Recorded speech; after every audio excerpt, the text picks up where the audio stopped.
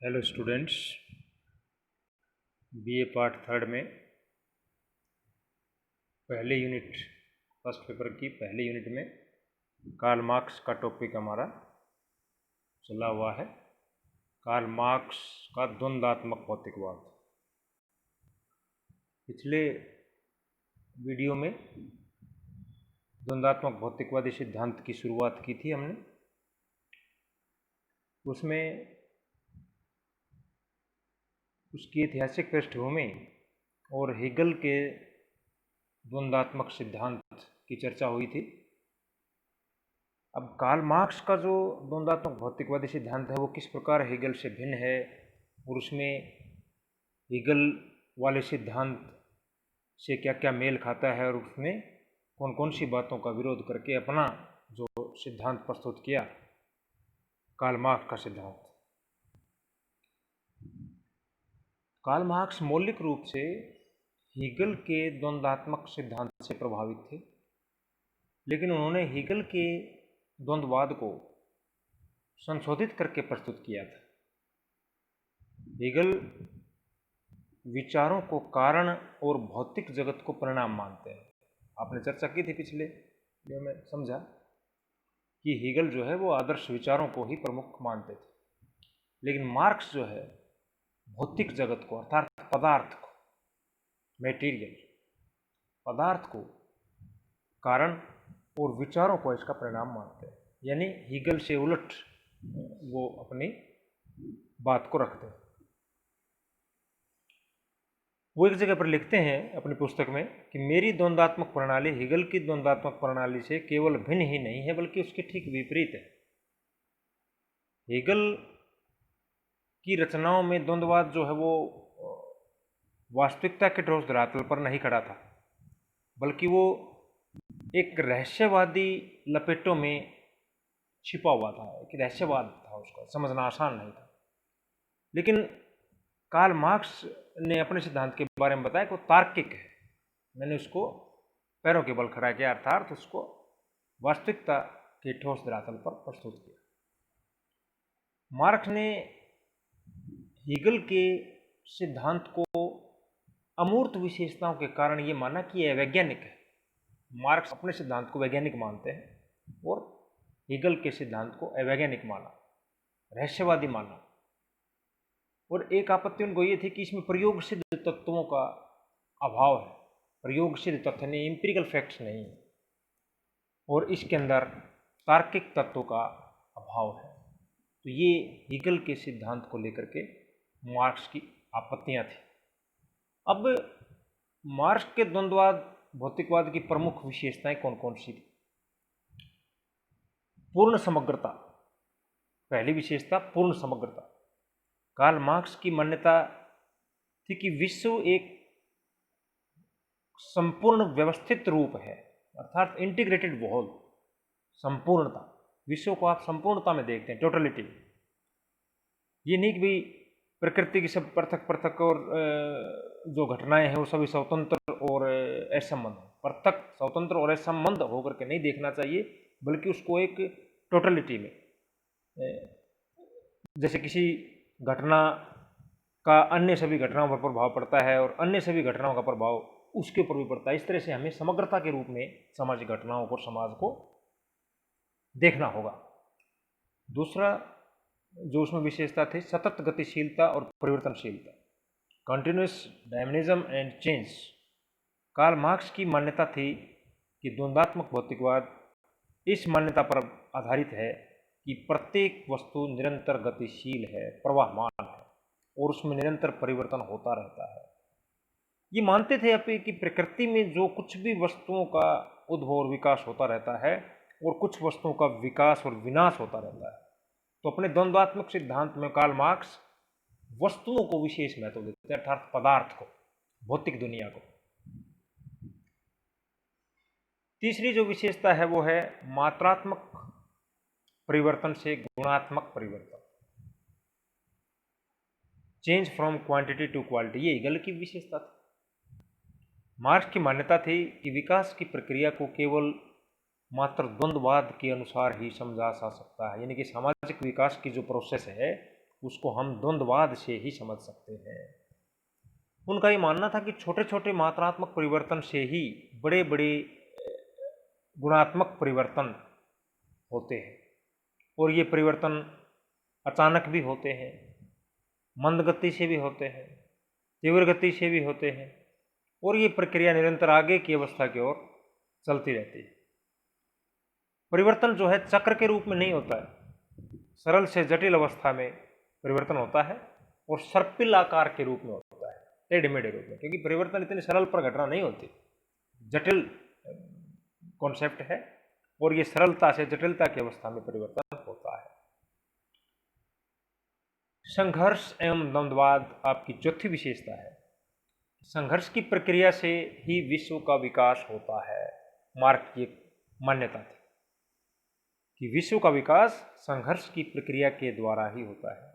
संघर्ष को आप आंतरिक और बाह्य दोनों ही रूप में होना मानते हैं कि द्वंद्ववाद के अनुसार सभी वस्तुओं में विरोध अपने आप विद्यमान है, बाय नेचर। विरोध जो है समस्त प्राकृतिक घटनाओं और वस्तुओं में भूत और भविष्य में हमेशा वाद और प्रतिवाद होता है, हमेशा सकारात्मक और नकारात्मक तत्व मिलते हैं। यानी विरोध जो है वो विद्यमान होता ही है, क्योंकि कार्ल मार्क्स की विचारधारा ही संघर्षवादी विचारधारा है, तो घटना को और समाज को सोचने का नजरिया ही संघर्षवादी है। तो वो ये मानते हैं कि संघर्ष निरंतर चलता है, विरोध बाय नेचर यानी प्रकृति में हमेशा विद्यमान रहता है। भौतिक निर्णायकवाद आपकी पांचवी विशेषता है सिद्धांत की। जैसे हिगल का जो पांचवी विशेषता थी विचार निर्णायकवाद, जो हिगल का आपने देखा पिछले वीडियो में, मेटेरियलिस्टिक डिटर्मिनिज्म, कार्ल मार्क्स की सबसे महत्वपूर्ण मान्यता जो है द्वंद्ववाद में भौतिकवाद की प्रक्रिया। आपके द्वंद्वात्मक भौतिकवाद के अनुसार सर्वप्रथम परिवर्तन जो है पदार्थों में होता है, और पदार्थ ही विश्व का मूल है, केंद्रीय तत्व वस्तु। आपकी मान्यता ये रही कि विश्व की वास्तविकता भौतिक जगत है, ये दुनियादारी, ये जो है ना चेतना, आदर्श, विचार, ये चीज़ नहीं है। विश्व की जो मूल जो चीज़ है वो पदार्थ है। तो द्वंद्वात्मक भौतिकवाद सिद्धांत के अनुसार मार्क्स का ये मानना है कि पदार्थ सक्रिय होते हैं, निष्क्रिय नहीं होते, और एक ही कारक को सभी परिवर्तनों का कारक मानते हैं, और वो कारक क्या है? आर्थिक कारक अर्थात पदार्थ। मार्क्स के अनुसार भौतिक दुनिया। हीगल के विपरीत मत व्यक्त करते हैं।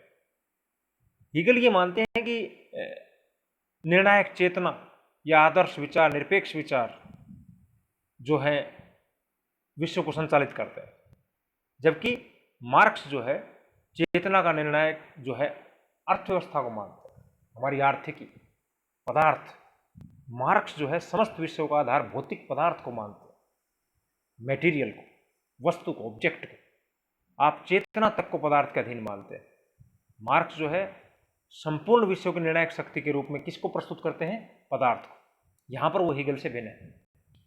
हीगल हमेशा आदर्श विचारों को और चेतना को तवज्जो देते रहे, प्राथमिकता देते रहे, लेकिन मार्क्स ने क्लियर कट बोला है अपने पुस्तक में, अपने विचारों में, कि संपूर्ण विश्व की निर्णायक शक्ति जो है वो पदार्थ है। अब दोनों के विचार, दोनों विचारकों की जो थ्योरी है आपको समझ में आई होगी, हीगल की थ्योरी और मार्क्स की थ्योरी। तो हीगल और मार्क्स के द्वंद्ववादी सिद्धांत की तुलना की जाती है, और कई बार परीक्षा में आता है आपके यहाँ कि द्वंद्वात्मक भौतिकवाद के सिद्धांत की विवेचना कीजिए, मार्क्स का सिद्धांत हीगल के सिद्धांत से किस प्रकार भिन्न है, या हीगल और मार्क्स के द्वंद्वात्मक सिद्धांत की तुलना कैसे कर सकते हैं। तो उस तुलना जब अपन करते हैं हीगल और मार्क्स के सिद्धांत की, तो उसमें पहले समानताएं देखनी होंगी, और उसके बाद किस प्रकार से हीगल से भिन्न है मार्क्स, वो देखनी। तो जैसे हीगल के सिद्धांत के अंदर भी संघर्ष एवं द्वंद्ववाद था, तो ये समानता मिलती है। तो उनके अंदर 4 समानताएं देखने को मिलती हैं। पहली है संघर्ष एवं द्वंद्ववाद। दोनों ही विचारकों की मान्यता है कि जो विकास की प्रक्रिया है वो वाद, प्रतिवाद और संवाद की स्थितियों से गुजरती है। देखा था आपने कल वाले वीडियो में थीसिस, एंटीथीसिस और सिंथेसिस, ये दोनों ही विद्वान मानते हैं। निरंतर विकास, दोनों का ही मानना है कि उद्भव और विकास सदैव होता रहता है, निरंतर चलता है। मात्रात्मक से गुणात्मक परिवर्तन, दोनों ही विद्वान मानते हैं कि जो क्वांटिटी टू क्वालिटी चेंज होता है हमेशा, क्योंकि एक परिस्थिति से दूसरी परिस्थिति में जाते वक्त क्वालिटी में सुधार होता है। और जो इनका ये मानना है दोनों विद्वानों का कि विश्व और समाज में विकास एवं परिवर्तन की जो प्रक्रिया है वो गुणात्मक परिवर्तन में होती है। मात्रात्मक परिवर्तन का नियम दोनों देखा जा सकता है। मात्रात्मक परिवर्तन से गुणात्मक परिवर्तन होने वाली बात जो है दोनों विद्वान मानते हैं। निर्णायकवाद, डिटर्मिनिज्म, मार्क्स और हिगल द्वंद्ववाद में सबसे प्रमुख समानता होती है निर्णायकवाद के समय। हिगल का निर्णायकवाद जहां विचार था तो मार्क्स का जो निर्णायकवाद पदार्थ। ये तो थी दोनों विचारकों के सिद्धांत में समानताएं। और अब बात करें असमानताओं की। मार्क्स और हिगल के द्वंद्ववाद में असमानताएं क्या थी? डिससिमिलरिटीज, द्वंद्ववाद का आधार। द्वंद्ववाद का आधार जो है हिगल के सिद्धांत का जो आधार था विचार, विवेक, चिंतन, धर्म, आत्मा, विश्वात्मा, ये सब चीज। जबकि मार्क्स के द्वंद्ववाद का आधार था केवल और केवल पदार्थ, यानी कि वस्तु, यानी आर्थिक जगत। परिवर्तन का कारण, हिगल के द्वंद्ववादी सिद्धांत का आधार था विचार और बाह्य आंतरिक विचारों का प्रतिरूप, और मार्क्स के लिए पदार्थ ही अंतिम सत्य है। मनुष्य की चेतना मनुष्य के अस्तित्व को निश्चित नहीं करती, अपितु उसके विपरीत मनुष्य की चेतना जो है उसके सामाजिक अस्तित्व द्वारा निर्धारित होती है। ये मार्क्स ने बताया। हिगल के लिए जगत का जो मूल तत्व तो आत्मा थी। मार्क्स के लिए जो दोनों ही जो पदार्थ हैं, आत्मा और पदार्थ, आंतरिक द्वंद्व के कारण निश्चित होते हैं। तो ये उनके अंदर असमानता थी परिवर्तन का कारण, कि परिवर्तन का प्रमुख कारक हिगल अलग मानते थे, मार्क्स अलग मानते। अंतिम लक्ष्य, अल्टीमेट एम, हिगल के द्वंद्ववाद में अंतिम लक्ष्य विचार और आत्मा व्यक्ति रहा है, और मार्क्स के द्वंद्ववाद में वर्गहीन समाज। मार्क्स का जो उद्देश्य था जीवन का वो ये था कि एक साम्यवादी समाज यानी कि वर्गहीन, क्लासलेस सोसाइटी की स्थापना करें, वर्ग विहीन समाज की स्थापना उनका एक सपना था।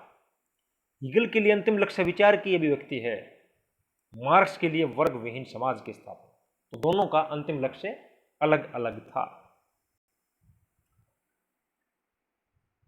अब अपन देखते हैं कि मार्क्स के सिद्धांत की कुछ आलोचना की जाती है, कि कुछ ऐसे विद्वान हैं जैसे मैक्स वेबर है और दूसरे विद्वान हैं, ये मानते हैं कि मार्क्स ने आर्थिक कारक को जरूरत से ज़्यादा महत्व दे दिया, इसलिए उस सिद्धांत की थोड़ी सी कमियां रह जाती हैं। आलोचना अपने तरीके से समाजशास्त्रीय जगत में उसकी आलोचना की जाती है, मूल्यांकन के रूप में देखते हैं अपन।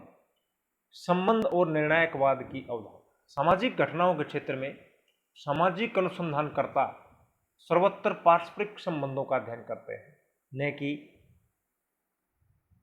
निर्भरता का। इसके सिद्धांत में तार्किक और तथ्यात्मक भ्रम उत्पन्न हो जाते हैं। तो कार्ल मार्क्स ने जो सिद्धांत की पहली कमी ये बताई जाती है, कारण संबंध और निर्णायकवाद की अवधारणा जो है वो दोषपूर्ण अवधारणा मानते हैं। ऐसे विचारकों में एस्पिनास, दुर्खिम, थर्मवाल्ड, मेलिनोवस्की और गाउस जैसे जो विचारक हैं तत्कालीन समय में, उन विचारकों का ये मानना था कि आर्थिक कारक अन्य कारकों जितना प्राचीन नहीं है, और इसका अर्थ यह भी है कि सामाजिक घटनाएं परस्पर संबंधित होती हैं, है ना, और रहेंगी भी। वे कभी एक तरफा थी नहीं और एक तरफा हो भी नहीं सकती। कार्ल मार्क्स ने जरूरत से ज़्यादा जो एक चीज़ को महत्व दिया वो कम था।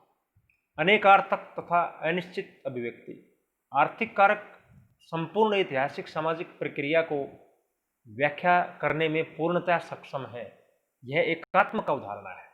तो मार्क्स ने उद्घोषित किया कि आर्थिक कारक ही संपूर्ण ऐतिहासिक और सामाजिक प्रक्रियाओं की व्याख्या करने में सक्षम है। ये एक तरह से एक घोषणा होगी एकात्मक सिद्धांत, कि एक आपने घोषणा कर दी, लाइन खींच दी, वो दूसरे विचारकों के गले नहीं उतरी। संतोषजनक एवं सुस्पष्ट परिभाषाएं नहीं। कार्ल मार्क्स ने अपने सिद्धांत में, अपनी व्याख्या में आर्थिक कारक की, उत्पादन की शक्तियों की, वितरण की शक्तियों की, आर्थिक आधारों की, ये कुछ ऐसी शब्दावलियाँ थी, ऐसी अवधारणाएँ थी जिनकी कि उन्होंने स्पष्ट परिभाषा उन्होंने नहीं की। आर्थिक ये जो व्याख्या जो की उन्होंने, वो जो ये आलोचक विचारक थे उनके अनुसार सुस्पष्ट तरीके से परिभाषित नहीं हो पाई, अर्थात वो समझाने में असफल रहे। ये बहुत से विद्वानों की बात हजम नहीं हुई कि केवल आर्थिक कारक ही पूरे विश्व को कैसे नियंत्रित कर सकते हैं। कार्ल मार्क्स ने अन्य कारकों की हमेशा उपेक्षा की, आत्मा की उपेक्षा, आदर्श विचारों की उपेक्षा। जैसे ये एक पॉइंट है आलोचना का, जो हिगल ने आत्मा संबंधी विचारों को प्रमुखता से रखा था।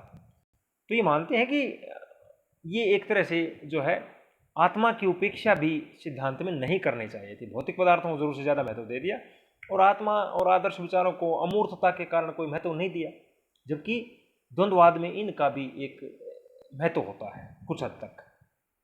अतार्किक अवधारणा, आलोचक समाजशास्त्रों का यह मानना है कि मार्क्स का जो द्वंद्वात्मक सिद्धांत है वो अतार्किक है। एक स्थान पर कुछ लिखते हैं मार्क्स, दूसरे स्थान पर कुछ और लिख देते हैं। जैसे मान लीजिए एक जगह पर भौतिक पदार्थ विचारों के निर्णायक है, दूसरी जगह पर उन्होंने लिख दिया कि समाज के विकास में मजदूरों को जागृत करना होगा। अर्थात जागृत करना क्या है? विचारों से आदमी जागृत होता है, तो वहां पर वो विचारों की महत्ता भी स्वीकार करते हैं। तो एक जगह पर केवल पदार्थ और केवल पदार्थ को ज्यादा महत्व देते हैं। तो थोड़ी सी विचारों में स्पष्टता आ गई, जिसको हम अतार्किक कहेंगे। इन कमियों के बावजूद भी कार्ल मार्क्स का जो सिद्धांत है वो सामाजिक परिवर्तन के संबंध में समाजशास्त्र में एक विशेष स्थान रखता है, और उन्होंने वास्तव में विशेष जानकारी प्रदान की है कि केवल पदार्थ या भौतिक जगत जो है समाज में परिवर्तन लाता है और समाज को निश्चित करता है। तो एक तरह से समाज को समझने का नजरिया कार्ल मार्क्स का जो है वो द्वंद्ववादी था, और द्वंद्वात्मक भौतिकवाद का समाजशास्त्र में एक विशेष स्थान हमेशा रहेगा। धन्यवाद।